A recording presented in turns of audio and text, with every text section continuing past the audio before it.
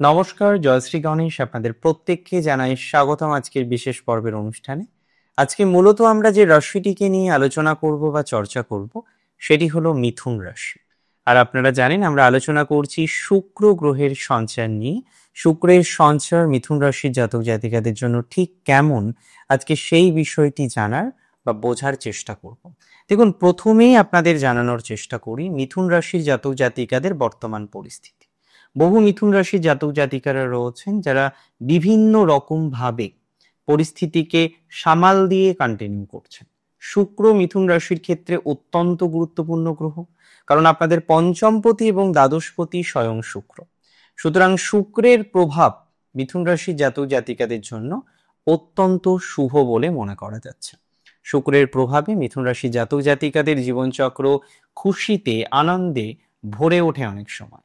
তবে শুক্র দ্বাদশপতি হয়ে দ্বাদশে প্রবেশ করবেন 29শে জুন 2025 ঠিক 2:58। সেখানে শুক্র থাকবেন 26শে জুলাই পর্যন্ত। এই যে একটা মাসেরও বেশি সময় ধরে শুক্র অবস্থান করবেন এই রাশিটিতে, তার ইম্প্যাক্ট ঠিক কেমন প্রকৃতির আসতে পারে সেটি আমরা জানার চেষ্টা করব, সেটি আমরা বোঝার চেষ্টা করব। দেখুন, একটা কথা মাথায় রাখতে হবে, মিথুন রাশির জাতক জাতিকাদের শুক্রের ট্রানজিট কিন্তু অসম্ভববার। আমি বলে রাখি, যারা বিদেশে আছেন না মিথুনের, বহু জাতক জাতিকারা বিদেশে আছেন, বহু জাতক জাতিকারা বিদেশে যেতে চাইছেন।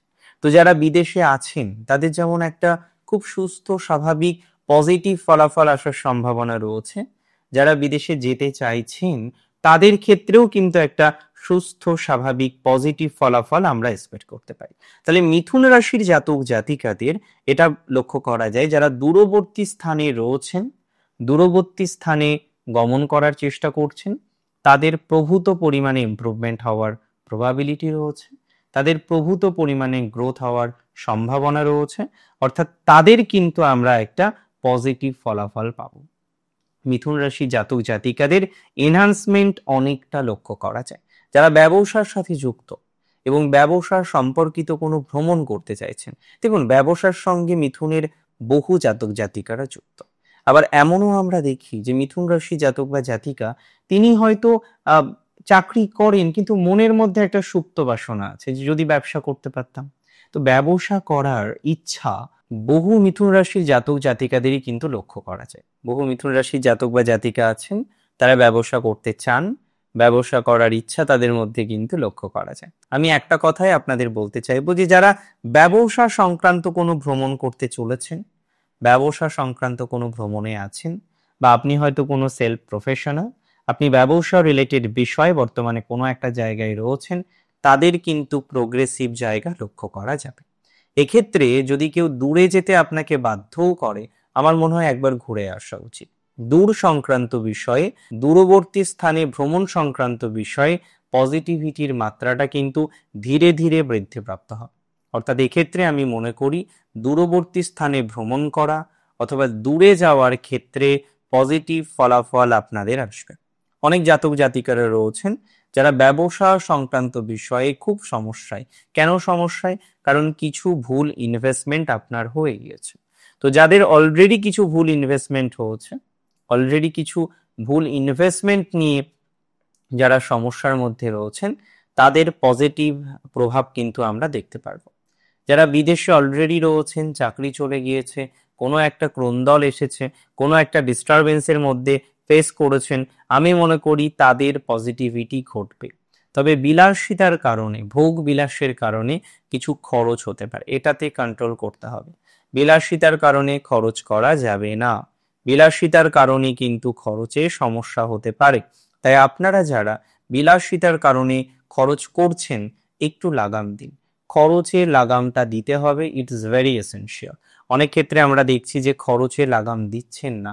আমি অবশ্যই বলবো ইমিডিয়েট ভাবেই আপনার খরচ, আপনার ব্যয়, তাতে আপনাকে লাগাম দেওয়ার চেষ্টাটা কিন্তু করতে হবে। যদিও পড়াশোনার ক্ষেত্রে একটু ডিস্টারবেন্স দেখতে পাচ্ছি মিথুনের, এই ট্রানজিটও কোনো না কোনো কারণে পড়াশোনা থেকে আপনার মনকে অন্য কোথাও নিয়ে যাওয়ার চেষ্টা করতে পারে। তার মানে হয়তো কেউ বা কোনো ব্যক্তিবর্গ বিলাসিতা, সঙ্গ, বন্ধুত্ব এই সমস্ত বিষয়ে হয়তো বেশি জোর দিতে পারেন। এটি করা যাবে না। আপনাকে খেয়াল রাখতে হবে যে পড়াশোনা আগে, বাকি বিষয়টা পরে। তাই যে সমস্ত জাতক জাতিকাদের রাশি হচ্ছে মিথুন, যারা কোনো না কোনোভাবে পড়াশোনার সাথে কানেক্টেড রয়েছেন, কোনো না কোনোভাবে পড়াশোনা রিলেটেড বিষয়ের সাথে কানেক্টেড রয়েছেন, তাদের প্রোগ্রেসিভ জায়গা আমরা অনেকটা বেশি দেখতে পারবো। মিথুন রাশি জাতক জাতিকাদের প্রোগ্রেস আছে। মিথুন রাশির ক্ষেত্রে পড়াশোনায় মনোনিবেশ যদি করতে পারেন তাহলে অনেকটাই গতি প্রকৃতি দেখবেন।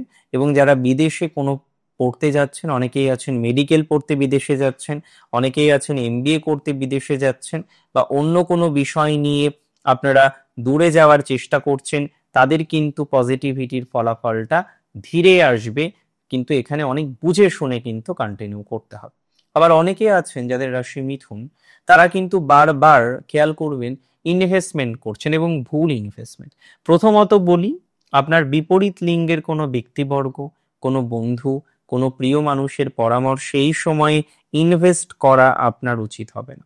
আপনি যেখানেই ইনভেস্ট করুন না কেন, আপনাকে খুব বুঝে শুনে ইনভেস্ট করতে হবে। ইনভেস্ট যদি ঠিকঠাক ভাবে না করেন তাহলে সমস্যা হতে পারে। তাই ইট ইজ ভেরি এসেনশিয়াল যে আপনি আপনার ইনভেস্টটা সঠিকভাবে করছেন। যদি সঠিকভাবে ইনভেস্ট করতে না পারেন তাহলে কিন্তু প্রবলেম বেশি হতে পারে। তাই বর্তমান সময়ে যাদের রাশি হচ্ছে মিথুন, ইনভেস্টমেন্ট করতে হবে খুব সঠিকভাবে। সঠিকভাবে ইনভেস্ট করলে পজিটিভিটিটা আসবে ভালো। সঠিকভাবে ইনভেস্ট না করে বেঠিকভাবে যদি ইনভেস্ট করেন তাহলে কিন্তু অনেক টাকা লস হতে পারে।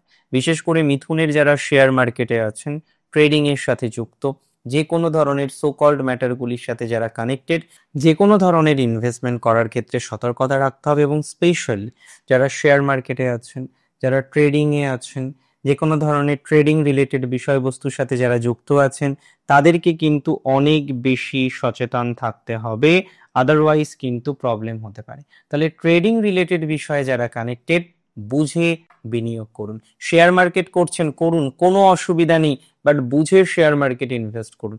যতটা বুঝে শুনে আপনি ইনভেস্ট করতে পারবেন ততটাই ভালো রিটার্ন আপনার জীবনচক্রে আসবে। এবার যদি আপনি বুঝে শুনে ইনভেস্ট না করেন তাহলে প্রবলেম আসবে। বুঝে শুনে ইনভেস্ট না করলে জটিলতা আসবে, বুঝে শুনে ইনভেস্ট না করলে ঝামেলা আসবে। সো আই মাস্ট সে যে আপনাকে বুঝে শুনে ইনভেস্ট করতে হবে, এবং আমি জোর করব ইনভেস্টমেন্ট বুঝে শুনেই করার জন্য, আদারওয়াইজ করা যাবে না। চাকরি চেঞ্জ বা পরিবর্তনের ক্ষেত্রেও এই সময়টা খুব খেয়াল রাখতে হবে। স্পেশালি যে সমস্ত জাতক জাতিকাদের কর্মজীবনের জায়গাতেই রিলেশনশিপ তৈরি হয়েছে, ঠিক আছে, হতে পারে ভেরি কমন রিলেশনশিপ আপনার একটা তৈরি হয়েছে, যেখানে আপনি কাজ করেন সেখানেই তৈরি হয়েছে, কোনো অসুবিধা নেই। কিন্তু এখানেও আপনাকে সতর্কতা অবলম্বন করতে হবে। যে কোনো রিলেশনশিপ যদি কাজের জায়গায় তৈরি হয়ে থাকে, কাজটাকে বেশি প্রায়োরিটি দিতে হবে। রিলেশনশিপকে সাইডে রাখতে হবে, সাইডে রেখে আপনার কাজটাকে বেশি ফোকাস করে চলার চেষ্টা করতে হবে। সেটা আপনাকে কিন্তু ভালো ফলাফল দেবে, এতটুকু আমি আপনাকে বলতে পারি। দূরবর্তী স্থানে যারা বাড়ি কিনতে চাইছেন, গাড়ি কিনতে চাইছেন, এখনই কিনবেন না। এই ইনভেস্টমেন্টগুলো আপনার জন্য হানিকারক হবে বা হতে পারে। সো এখনই আপনি দূরে রয়েছেন, অন্য রাজ্যে রয়েছেন, রেন্টে আছেন, রেন্টটাকেই কন্টিনিউ করুন। হঠাৎ করে বাড়ি কেনার দরকার নেই। এই সময় একটু মজা বা উপভোগের একটা টাইমিং আসতে পারে, তবে উপভোগ করবেন, মজা করবেন, everything you can continue, but নিজেকে ধরে রেখে, নিজের ক্যাপাসিটিকে বুঝে এবং অবশ্যই সতর্কতা রেখে। এই সময় আপনার কোনো শালিকা, আপনার স্ত্রী, আপনার কোনো বান্ধবী অতিরিক্ত সম্মানের সাথে তাদেরকে কোনো রকম মেকআপ আইটেম, প্রসাধনী দ্রব্যাদি উপহার দিতে পারেন। বা আপনি ভাইস ভার্সা, মানে আপনার কোনো পুরুষ সঙ্গী, আপনার হাজব্যান্ড বা আপনার হাজব্যান্ডের কোনো ভাই বা কোনো পুরুষকে কোনো একটা উপহার দিতে পারেন, বা তাকে গ্রুমিং এর কিছু টিপস দিতে পারেন। এটি কিন্তু কিছুটা আপনাদের হেল্প করতে পারে। অনেক ভালো থাকুন আপনারা প্রত্যেকে। শুক্রের সঞ্চার আপনাদের জীবনে খুশির জোয়ার বহন করে নিয়ে আসুক, সেই কামনা রেখে আজকের অনুষ্ঠান এখানেই শেষ করছি। জয় শ্রী গণেশ।